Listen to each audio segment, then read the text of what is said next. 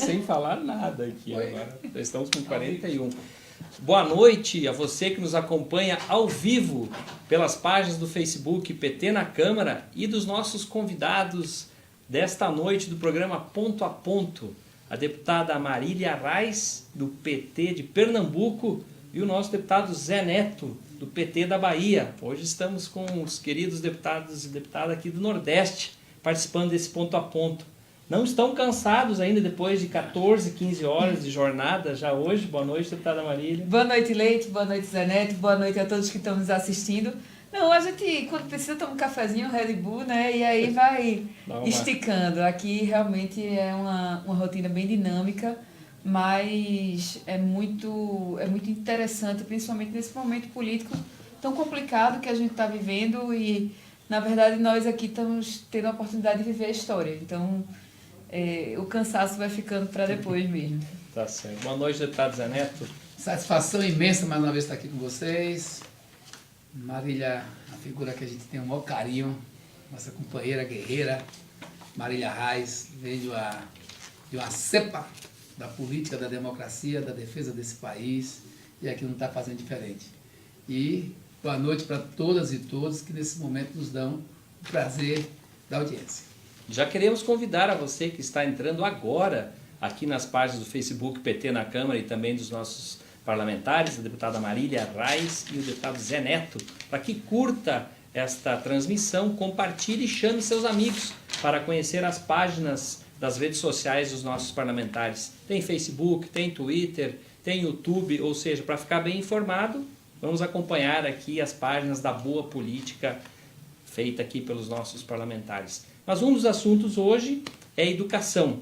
Mais uma vez o ministro da Educação vem à Câmara dos Deputados, na Comissão de Educação, e problemas sérios lá, né, deputada Marília, com agressão aos estudantes, aos dirigentes da UNE e da UBS. A senhora poderia falar um pouquinho para nós sobre? Isso, eu integro a Comissão de Educação como suplente e estava lá presente durante grande parte, a maior parte da audiência, e foi sofrível a participação, mais uma vez, do ministro. Hoje ele não estava com aquela intenção ou com aquele descaramento de estar batendo boca com deputados. Na verdade, o que a gente viu durante muitas ocasiões foi que os ministros do governo Bolsonaro, do desgoverno Bolsonaro, vêm à Câmara para defender posições políticas e ideológicas, em vez de defender a técnica, os aspectos técnicos do governo, que na verdade eles são convidados aqui para isso, né, Zé? E hoje a gente participou da audiência, os deputados inscritos, infelizmente, como acabaram mais cedo do que o previsto, enfim, no tempo limite realmente que tradicionalmente funciona a comissão, não chegou na minha vez de falar, porque eu estava inscrita como membro, mas só ouviram os autores de requerimentos e os líderes partidários. Então, nós não podemos fazer os questionamentos que ainda estão no ar. Mas, ainda que tivéssemos conseguido fazer esses questionamentos, ele não estava respondendo.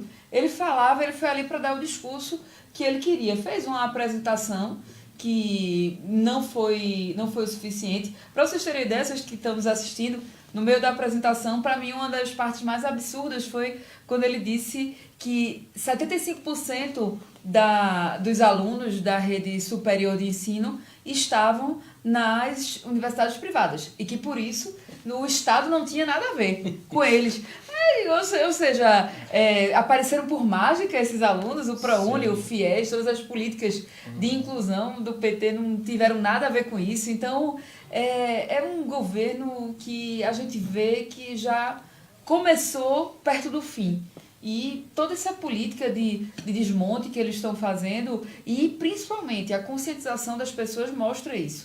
Durante a audiência, no final, houve episódios de violência que não foram a primeira vez que aconteceram aqui na Câmara, até porque a base do governo é uma base totalmente despolitizada e que não consegue argumentar na política e parte para a agressão, às vezes física, às vezes desqualificação pessoal. E, enfim, eu acho, sabe, Leite e Zé Neto, que o povo brasileiro não merece que o Congresso Nacional se comporte da forma como a dita base do governo Bolsonaro, aliás, os deputados que são do partido de Bolsonaro ajam dessa maneira. E hoje foi mais um episódio que a presidenta da Uni e o presidente da UBS foram agredidos lá na audiência. Como é que pode um negócio desse? Minha gente, não existe isso. A professora Marcivânia, deputada do PCdoB, que estava lá também, quase que apanha de um deputado. E esse deputado já pegou, não é a primeira confusão, já estava com o coldre vazio, que a gente sabe que, na verdade, ele provavelmente tirou a arma do coldre. E na semana anterior já tinha pego uma confusão lá na CCJ, enfim. Não é assim que a gente pode conduzir um país num momento tão difícil como esse. Olha, o que aconteceu com Mariana hoje, e com o presidente da UBS, Mariana da Uni, inclusive eu quero me solidarizar com ela. Ela é feirense, eu sou de Feira de Santana também, e uma grande guerreira, uma menina especial. E o que aconteceu foi que havia um acordo, uma combinação, para que nessa comissão mista hoje ela pudesse, tanto a UBS como a Uni pudessem falar. Só que aqui tem acontecido algumas coisas no Brasil e acontecido também aqui no Congresso que tem gerado muita preocupação. Aliás, hoje, agora há pouco, vou falar para vocês, tem menos de 15 minutos, que o governo foi derrotado aqui num dos seus intuitos. Que era botar o COAF na mão de quem? Na mão do Moro. E por que o Congresso derrotou ele? Porque é exatamente para dizer não a esse tipo de conduta absurda, agressiva, de achar que vai resolver as coisas do Brasil no tiro, na arrogância, na imposição, na violência, no desrespeito. Porque o que nós estamos falando agora, Marília, e Marília foi muito precisa, é que a gente está vivendo um instante que talvez, eu digo a vocês assim, nunca, olha que negócio forte, nunca o Brasil precisou tanto de diálogos e pontes. Nunca o Brasil precisou tanto de avaliarmos onde acertamos, onde erramos, o que foi feito de bom, o que não deu certo. E isso a gente tem muito conforto para falar, porque nós do PT temos feito muita autocrítica, porque também erramos, mas acertamos muito mais do que erramos. Isso é claro, tanto é que os números estão sendo postos aí a toda hora. Você tinha um Dilma deixou 6,4% de desemprego em dezembro de 2014. Havia uma crise de 32 bilhões de dólares de déficit, que resolvia isso num tapa, porque naquele mesmo período tinha quase 400 bilhões de reserva. Imagina. Então a gente não tinha o que se preocupar, dava para resolver. Era chegar um novo governo, como ela tinha ganho as eleições, não era isso? E alinhar ali as coisas, fazer uma reforma fiscal, tocar a vida e estruturar o país para as novas caminhadas. E para organizar as coisas, que sempre... Você não tem um modelo único que vai o tempo todo ser utilizado. Então, o que acontece? De lá para cá, a gente viu toda essa crise que gerou aí as pautas bombas, o impeachment dela e tal. E agora a gente chegou num momento que está na hora de sentar aqui no Congresso e olhar para as coisas com serenidade. Eles não querem isso. Hoje agrediram. Aquilo ali, para mim, foi uma armação. Estavam doidos atrás de um motivo, porque para eles é muito difícil botar um ministro desqualificado. Totalmente. Não tem capacidade de diálogo, nem de discurso, nem como discutir com ninguém nada, porque é desqualificado, gente. Do ponto de vista, não pessoalmente, eu não tenho nada de pessoal contra ele, mas politicamente, administrativamente desqualificado. E é muito ruim o Brasil, que tanto precisa de educação, está na mão de uma figura dessa, e de um partido que eu tenho conversado, eu tenho muitos amigos, inclusive hoje aqui no Congresso, que a gente fez amizade do ponto de vista pessoal, e tem relacionamento com muitos que são do campo deles ali, e eu tenho conversado com a turma do PSL. Eu acho que falta liderança, falta capacidade de discernimento, falta um projeto objetivo. E se você pergunta a alguns aí, o que é que vocês vão fazer, vamos supor, o que é que vocês iam fazer se conseguissem o intento de fazer com que a reforma tributária da Previdência fosse aprovada? O que é que vocês iam fazer? O que é que eles iam fazer? Não sabem. Não tem o after day, não tem o segundo momento. Quer dizer, a gente vai fazer uma reforma fiscal, trazer o dinheiro para cá, é reforma fiscal, que não é reforma de previdência, é para pegar dinheiro. Tirar 82% dos mais pobres, do que vai economizar, trazer o dinheiro para Brasília, e sim, vai ter fomento, vai ter política pública, o dinheiro vai voltar para baixo? Não. vamos ver o que é que vai fazer, depois que o dia chegar. Quando o dia chegar aqui, os investidores internacionais vão chegar aqui, vão bater na porta e criar gerar emprego. É assim? Então hoje foi mais um exemplo, Marília. E para nós isso é muito triste. E agora de noite eu acho que as respostas estão chegando. O Congresso hoje, ao derrotar mais uma vez o governo com relação ao COAF, que inclusive, diga-se de passagem, só para você falar também, que eu acabei falando muito aqui, desculpa, mas é que é tanta coisa, gente. O COAF, né? O COAF, que as pessoas não estão entendendo. O COAF vai continuar existindo, o COAF vai continuar cumprindo seu papel, o COAF vai continuar servindo a população brasileira e o Estado de Direito, mas o que eles queriam não era um COAF que tinha que ser acionado por interesses policiais, por interesses jurídicos. Polícia política, né? Não, eles queriam a polícia política. Eu acho que até pior, respeitando a polícia, porque às vezes, assim, no Estado policialesco, como se a polícia... Até para dizer assim, ó, não é nem o Estado policialesco que eles querem, não. Vamos até tirar um pouquinho, guardadas as proporções, dessa coisa dos policiais. É suprimir o poder de polícia no país. E suprimir o poder de judiciário. É suprimir os poderes do Ministério Público. Porque, inclusive, se você analisar, não foi o Monarca vazando, foi o Monarca vazamos? A história do Queiroz, a história do Flávio, foi o Monarca vazamos? Mas eles estão condenados aí, está claro ali, que depois que desdobrou, a coisa chegou no nível que, naquele caso específico, está se vendo que tem coisa errada e muita. Mas se não fosse o caso, e fosse apenas um começo de conversa para uma investigação, para um inquérito, para uma averiguação de provas mais adequada, o COAF podia estar à frente de um inquérito, de um processo, de uma investigação completa, de um direito adequado, de um comportamento onde as pessoas que fossem acusadas tivessem também o amplo direito de defesa. Enfim, hoje o Congresso disse, olha, cada coisa no seu lugar, vamos respeitar o Estado de Direito, e não é na ameaça, porque o Moro queria estar com ameaça. Me disseram que já tinha aqui apurado um bocado de coisa de ex-deputados, deputados atuais, que já estava com um bocado de coisa para chantagear. Então não funciona. O Brasil precisa de paz, de diálogo, de bom senso, de avaliar onde acertamos, onde erramos, e aí nós estamos muito à vontade, né, Marília? Que nós acertamos muito, principalmente no tocante ao tratamento que a gente sempre deu aos mais carentes, à economia, ao capital nacional e à nossa produção. Deputada Marília, a educação, nós temos dialogado muito aqui, sofreu um corte agora e se fala muito das universidades, né? Dos 7 bilhões e 400 milhões de cortes nas universidades. Mas a educação básica também, ela sofreu aí um corte de aproximadamente 2 bilhões e 400 milhões, né, do governo Bolsonaro. Quer dizer, são cortes e as mobilizações nas ruas se intensificam, né? Isso, porque primeiro que ele tentou justificar... O quê? Até que deu uma recuada hoje, né? Ele tentou justificar esse corte na educação superior, dizendo que ia haver uma transferência para o investimento da educação básica.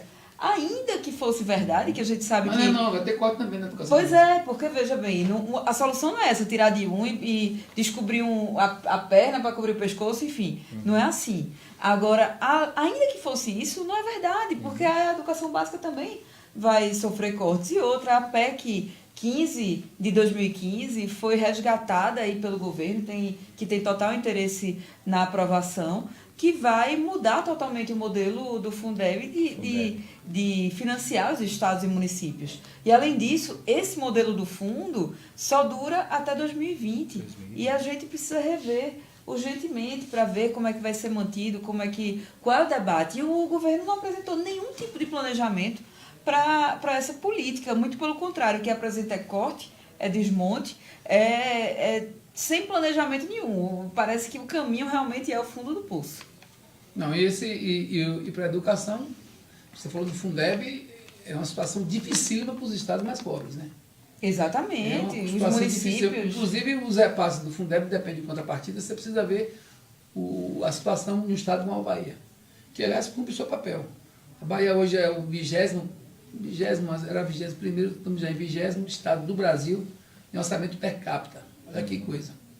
Somos o 3º investimento para as universidades. E temos lá uma greve, porque a turma está achando que tem que sempre querer mais. Ó, tem que ter paciência também. Eu até disse isso, estou dizendo aqui, porque eu fui do movimento estudantil, sempre tive do lado da universidade. Acho que eu digo todo dia, se tiver alguém que briga pelas universidades da Bahia, não briga mais do que a gente, briga igual a gente. Até os professores estão lá, porque a gente está sempre no dia a dia lá.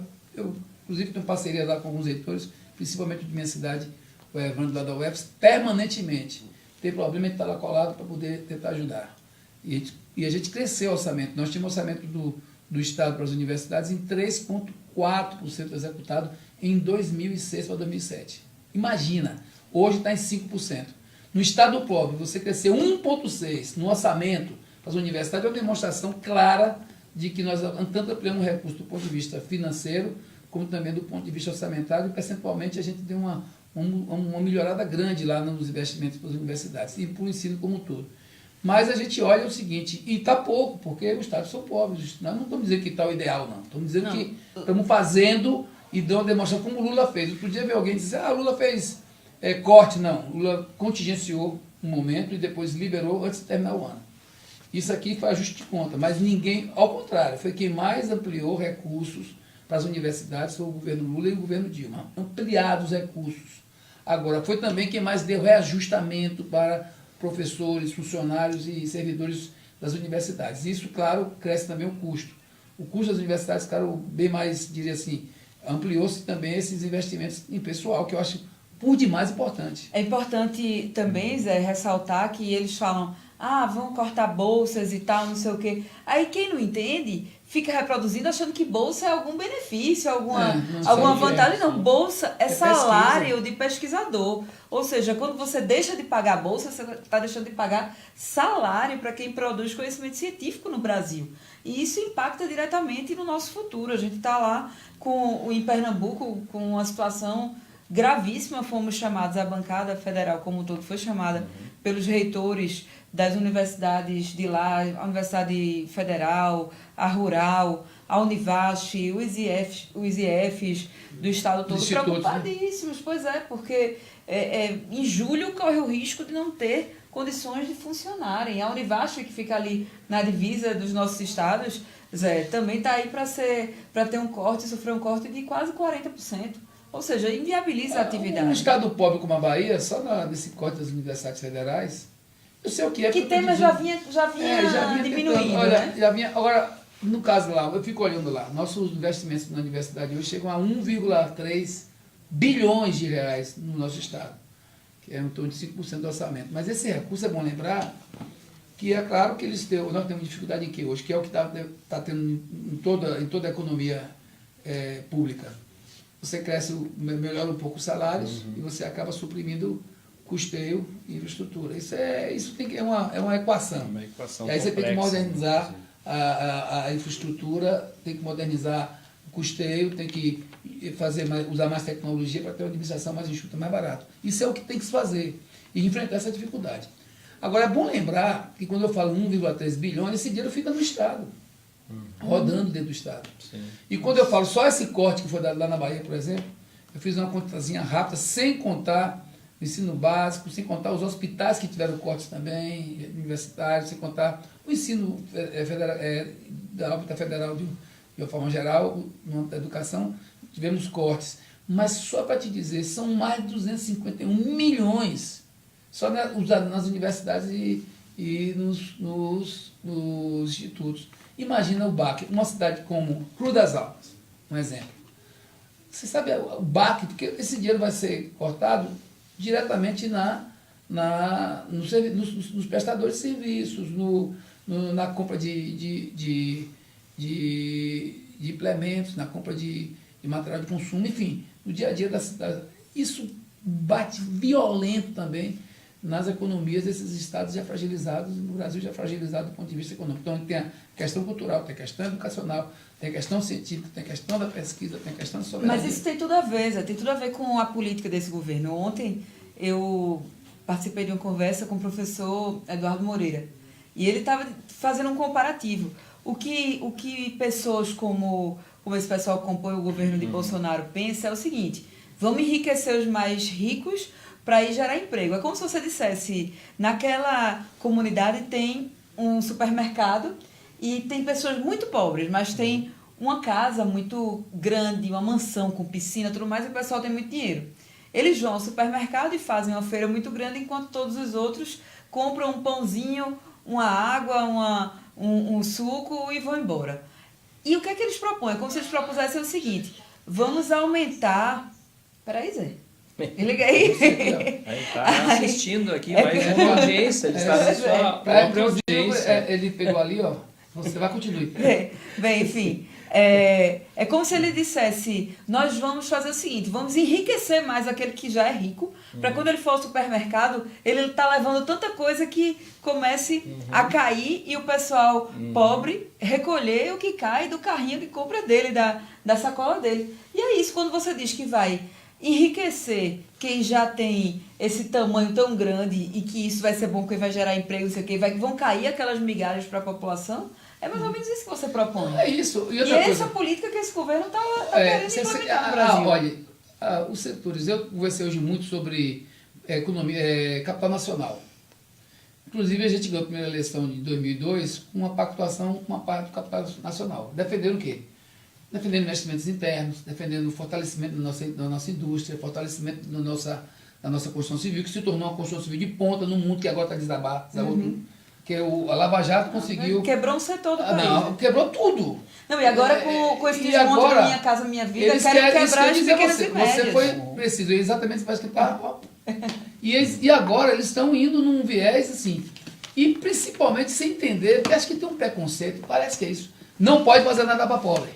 O pobre tem que estar na miséria, tem que depender de favor e tem que entender que é que manda aqui.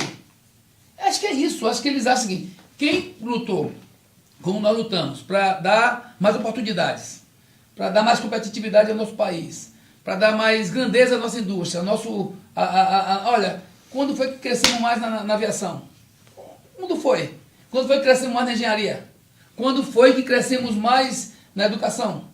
Quando foi que crescemos mais na economia? Chegamos a sexto ou sétimo. Ontem saiu que nós estamos fora dos 25 países que eram mais aconselhados para fazer investimentos. Quando a Dilma saiu, sabe como é que nós estávamos? Em quinto. Era o quinto país que tinha mais indicação para investimentos. Ontem saiu, essa semana, a gente saiu em situação de pleno emprego, praticamente, isso que eu com estou dizendo. 4% Agora, de desemprego. o que é que tem um preconceito absurdo deles com relação... Eles acham o seguinte: olha, nós só vamos dominar como nós queremos se nós botamos os pobres onde eles merecem estar, que é na pobreza, com medo da gente, dependendo de favor. Submissos, desesperados. Submissos, desesperados. Porque, olha bem, tudo que se está vendo nesses 4, 5 meses de governo é o quê? São políticas que não olham para o mercado. Eu disse ao pessoal da indústria: gente, são os piores índices, os piores números da indústria em toda a história das avaliações feitas. É a 12ª vez, anteontem, foi a 12ª vez que mudaram o PIB. Quer dizer, para baixo. Para baixo. Isso nunca aconteceu. Você anunciava um PIB, no meio do ano podia até rever, mas 12ª vez. E tudo isso num processo assim, totalmente desconectado da realidade. Por exemplo, Minha Casa Minha Vida. Não é isso? A cada R$1 que você investe no Minha Casa Minha Vida, de tributos, taxas e dividendos fazendários que retornam para o Estado, sabe quanto é que retorna?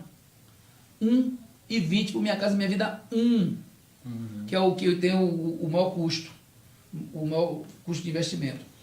Pois bem, para o 2, sabe quanto é que volta? Quase R$5. Aí eu fiquei assim, sabe quem é que disse isso? A Fundação Getúlio Vargas, na audiência pública que nós fizemos, foi até requerimento meu, lá na Comissão de Desenvolvimento Econômico. O que é que eu tenho até trabalhado muito lá na comissão? Lá eu sou coordenador de bancada.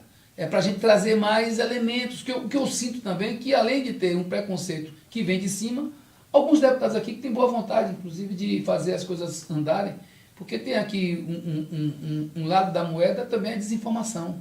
E nós precisamos de mais informação para começar a mostrar que também estamos vivendo uma situação de suprimir os interesses públicos nacionais, do Estado de Direito, das pessoas mais carentes, mas também, Marília, eles estão atacando de forma assim, viril, assim, veemente, o capital nacional. Olha lá. Sim, claro. É isso. Ou quer ver uma coisa? Até porque não tem como separar tudo isso que está acontecendo no Brasil de um contexto internacional. Não tem. Com Donald Trump querendo instituir... E as medidas que tomam, eles fizeram a medida do X, que é o X. Bom, você vai buscar fora, sem imposto, o que você não produz aqui. Aí, bom, o setor eletrônico disse, gostei, que para mim é bom, que tem coisa que eu estava tendo dificuldade. Mas abriram de forma tão escancarada que aí o próprio setor eletrônico disse, o setor de serviço de máquina disse, não, calma, aí vocês também vão acabar com a nossa indústria. Sim. E vão acabar também trazendo para cá coisas que não precisam ser trazidas. Ou que também vão inviabilizar um curso que nós temos gradativo de construção de nossa indústria e da nossa tecnologia internamente. Então, eles não conseguem entender isso. Eu fico muito preocupado. Entende, faz parte de um plano, não é por acaso, não. Sim, não é por acaso. Claro, eu estou dizendo que não conseguem entender no sentido de que eles estão criando uma situação que até esse plano, que eu não sei nem... Eu queria um plano de desmonte, né? Até esse plano para eles vai dar muito mal, vai dar tudo errado. Porque não vão conseguir nenhum intento positivo e nenhum domínio dessa forma. Agora, quer ver uma coisa que eu acho absurda? Vamos lá, gente. Teve a Segunda Guerra, não foi? Vamos dar um exemplo aqui bem rápido. Lá nos campos de concentração, quem é que levava os corpos? A Volkswagen. Era isso? Era. Inclusive, eu gosto muito de Fusca, tinha uma história que o Fusca estava encalhado antes da Segunda Guerra. E a Volkswagen estava lá fazendo dificuldade. E quando chegou a Segunda Guerra, Hitler chamaram e disse, vamos embora que vocês vão comprar essa produção de vocês aí. E quando acabou a Segunda Guerra, era para dizer o quê? A Volkswagen estava lá e a gente vai destruir a Volkswagen? Não. Quando acabou a Segunda Guerra, a Alemanha disse, a Alemanha disse, isso aqui é um patrimônio do povo alemão, porque era uma grande indústria, que no momento de guerra, eles ou escolhem um lado ou escolhem outro, vão ter que sucumbir. Mas a gente não precisa ir para a Alemanha, Destruiu a Volkswagen? É só vir para a Destruiu a Bayer? Não. Destruiu alguma... Agora teve um problema lá com a França, não foi? Lá com quem? Com a Renault, foi isso? Alguém destruiu a Renault? Alguém foi lá e prendeu 1, 2, vamos agora ver como é que está esse negócio, mas não vamos mexer no valor dessa indústria para o povo francês. Essa proteção que se tem, você vai na China, você tem indústrias que discute o que é que vai ser feito com o mundo, é o governo chinês. Veja, basta vir... Aqui não tem que destruir a engenharia, Mas isso faz parte, de isso faz parte de um contexto internacional, só complementando. Claro. Se você observar, antes da era Vargas, o Brasil era uma fazenda. O Brasil não tinha... Era uma grande fazenda, não tinha uma soberania nacional amadurecida com... Enfim, nós tivemos o petróleo é nosso, a siderurgia, enfim, tudo aquilo que Vargas fez questão de fazer, claro, com todos os defeitos de ser, enfim, exato, né? Claro. Ser uma ditadura. É o que eu disse, tem erros e acertos, mas no que acertou você tem que Mas manter. a perseguição que sofreu foi por defender a soberania nacional. Se você observar a burguesia brasileira, a elite brasileira, desde que os europeus chegaram aqui, que tem esse plano de entregar o país. Antes era os portugueses, depois passou a ser aos ingleses, depois aos Estados Unidos, e sempre boicotando essa afirmação, essa soberania nacional que a gente conquistou. E foi isso que aconteceu agora. Porque, na verdade, quando a gente gira, essa questão toda que está acontecendo no Brasil é devido ao ódio de classe. O ódio de classe está por trás de tudo. A cortina é o pano de fundo de tudo que está acontecendo. E a soberania nacional, porque a elite brasileira, a burguesia, a grande burguesia brasileira, pode até tolerar uma democracia, desde que a classe trabalhadora não ascenda socialmente e que a soberania nacional não evolua. Aí minha filha disse, às vezes, meu pai, a classe média quer parecer com quem gosta mais de parecer com quem domina ela do que com quem está perto dela. Isso eu sinto no dia a dia. Não, e tem ódio de quem 12 anos de explora, idade. né? E é isso. Então a gente tem essa dificuldade, mesmo com o Brasil. O Brasil gosta, essa classe dominante brasileira, ela gosta de parecer com os europeus. Isso é histórico, né? Isso é aquele velho complexo de vira-lata que a gente tem lá de trás, né? Que a gente vem trazendo. E o que acontece? Você chegar naqueles anos 40, tinha aqueles bailes no Rio de Janeiro, 40 graus, não é isso? E todo mundo com aqueles vestidos imensos europeus, que não tinha nada a ver com o nosso clima, mas... E todo mundo de paletó, gravata, aquelas festas, todos assim, né? Durante o dia. Porque essa coisa de parecer com... E isso vem influenciando muito também a construção da nossa soberania, a construção da nossa civilização brasileira, que isso quem dizia era o Buarque de Holanda, dizia isso bem claramente, juntamente com o Daci, naquela obra O Povo Brasileiro. Então isso tem coisas. Você me perguntou nesse tempo por que eu estava vendo o celular, vou te dar agora uma dica. Não, eu só estava achando que eu estava falando, então vou não foi não que eu liguei aqui, sabe a quê? Vou te explicar aqui, vou te dar uma dica. Olha aí, pessoal, aprenda. É que ela veio aqui mais vezes. Aqui você está aqui, quem está me acompanhando. Abraço para Timóteo, abraço para Ailton, abraço para Josenildo. Meu celular descarregou, não tem pra abraço carregar para lá. Alcione aqui. Beijão, Alcione, minha linda. Ver. Abraço para essa turma toda. E tem uma pergunta aqui Petrolina, de Francimar Bezerra Francis. Ele está perguntando, mas só responde, Zé Neto, por que é que o PT não fez, teve 14 anos no poder e não fez a reforma da Previdência? E afinal, por que você, como deputado, ter feito Feira de Santana de interesse produtivo? Ou continua fazendo sua boa, nada benefício à população? Deixa eu te dizer, Francimar, deixa eu dizer a você, você está mal informado. Eu não sei se é mulher também, Francimar é mulher ou homem, que o nome aqui Tá valendo. Aí veja bem, Francimar, o que acontece? Primeiro, o PT fez duas reformas da Previdência. E o próprio Lula diz sempre que a reforma da Previdência tem que ser feita. Reforma quer dizer ajuste. Você precisa ajustar. E só que é o seguinte, na de Lula, a gente enfrentou pauleira, não foi fácil. Foi pauleira. Agora a gente lembra na época, nós não mexemos com, sabe com quem? Com o regime geral. Não sei se você sabe, mas eles querem mexer com a economia na Previdência, colocando uma reforma fiscal. Sabe quanto é que vem de economia nesse montante de 1,2 trilhões? 82,6% é no regime geral de quem ganha no máximo, a média máxima aí, média não, a média é 1,7 salários, mas que a média máxima aí de alguns setores é 4 salários. É o regime geral, o INSS. E o outro, sabe quem é? O BPC. No BPC, no regime geral, eles querem tirar 82% da economia. E não querem mexer, sabe onde? Nos verdadeiros privilégios que precisam ser atacados. Inclusive os altos salários, que o teto é 39 mil, e eu quero saber quem é que está ganhando 39 mil em vários setores do Estado brasileiro. Inclusive aqui no Congresso. Então, olhe as coisas sem paixão e olhe para quem está do seu lado. Diga ao comerciante que está do seu lado, sabe o quê? Que se essa reforma passar como eles querem, sabe o que vai acontecer? Vai dar um baque na economia, seja extraordinário. A cada 120 bilhões por ano. Vou te contar o que acontece. O Estado da Bahia. Custo de transição, claro, né? Claro, que é um absurdo. absurdo. A Bahia, o Estado, vou dizer aqui que eu conheço os dados. 29 bilhões chega por ano, 29 bilhões chega por ano. Sabe de quê? Vou te dizer de quê? De Previdência, para 417 municípios. Francimar, sabe quanto é que chega para os 417 municípios de FPM, Fundo de Participação do Município, que administra as cidades, a maioria esmagadora delas, mais de 95%, tem mais esse recurso. Sabe quanto é que chega? Menos de 9 bi. Quer dizer, mais de 20 bilhões que chega de Previdência. Agora, olha o baque que vem se eles forem na medula e tirar esse dinheiro do mercado. Tira esse dinheiro do mercado, esses 120 bilhões por ano, e vem para onde esse dinheiro? Vem para mão de quem? Do governo federal. Mais Brasília. Aí tudo mentira. Que diziam que era mais Brasil, menos Brasília. E outra coisa, né, Zé? Aí vai pagar serviço de banco. Não, porque dizem muito que o Brasil vai quebrar se não tiver reforma da Previdência. Eu quero que eles expliquem o que é quebrar o Brasil. É quebrar banqueiro. Eu quero que eles expliquem como é que vai ser tirar dinheiro de banqueiro. Tirar dinheiro da veia, do dia a dia do comerciante, do dia a dia do comércio, do dia a dia da economia e trazer aqui para cima. Deixa eu falar com meus eleitores agora. Só para concluir. Então, não foi só a Lula que fez a reforma, não. Só para concluir a pergunta, a resposta. Também Dilma. Dilma criou aquela regra do 85-95.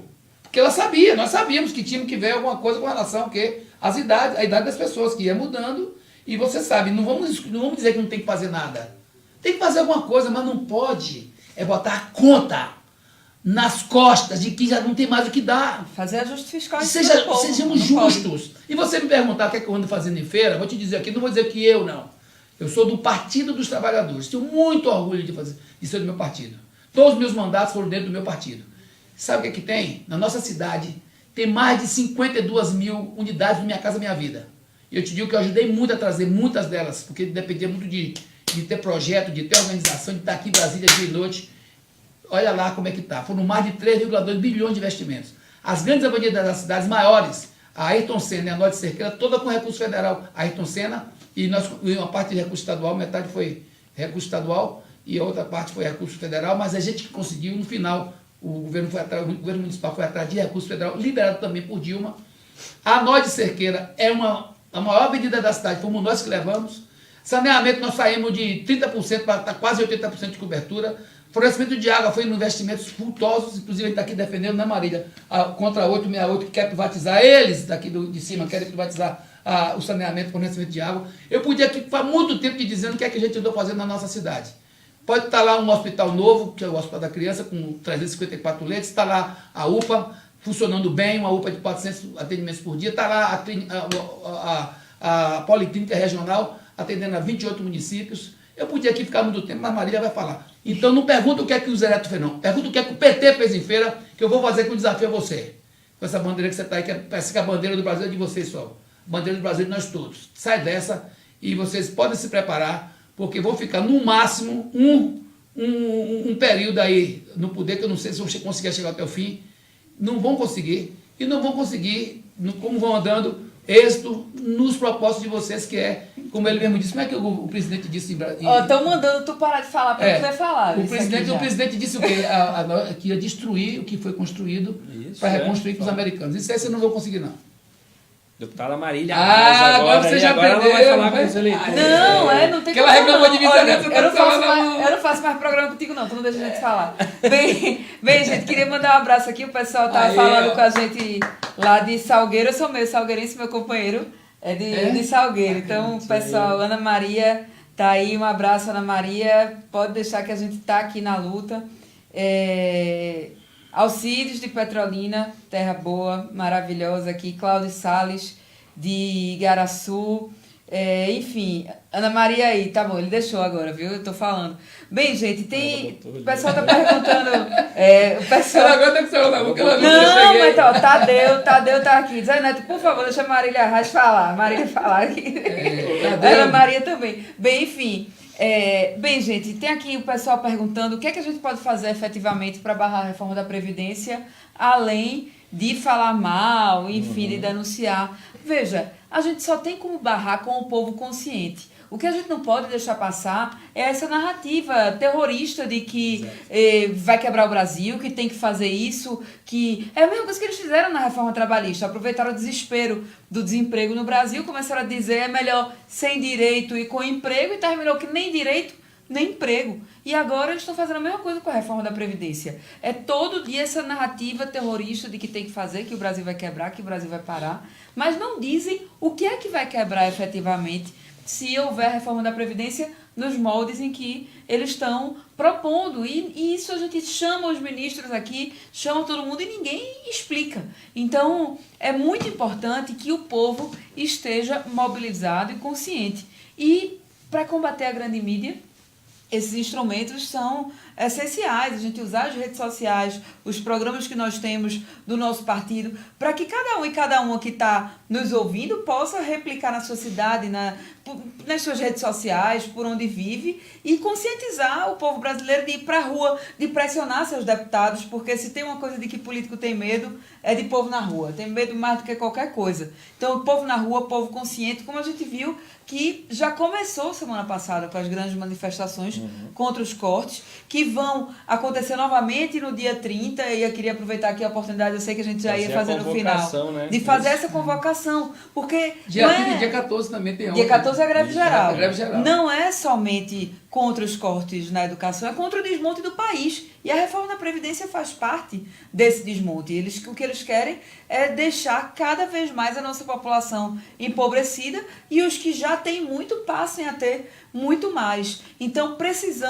o que a gente pode fazer é isso. É manter essa mobilização nas redes, nas ruas, para que respalde a nossa atuação aqui no plenário, aqui no Congresso Nacional. Então é muito importante que a gente esteja juntos nas ruas na quinta-feira, dia 30. Eu vou estar lá no Recife, saio daqui de Brasília, já chego para acompanhar as manifestações, acho que Zé também vai estar lá. E todos os nossos companheiros, nós vamos continuar fazendo isso. Lá em Pernambuco, a gente já fez o material, já está distribuindo com os nossos amigos no estado inteiro, explicando didaticamente o que é que está se propondo a reforma da Previdência, as crueldades que estão sendo propostas por essa PEC.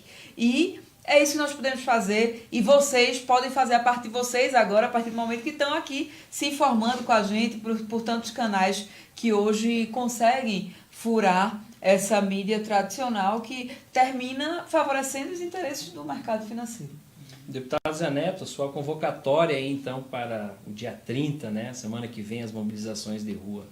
Olha, eles estão convocando para o dia 26, Eles estão convocando para domingo, dia 26, E eles estão querendo fazer frente a... Tá entrando naquela coisa, história do Collor.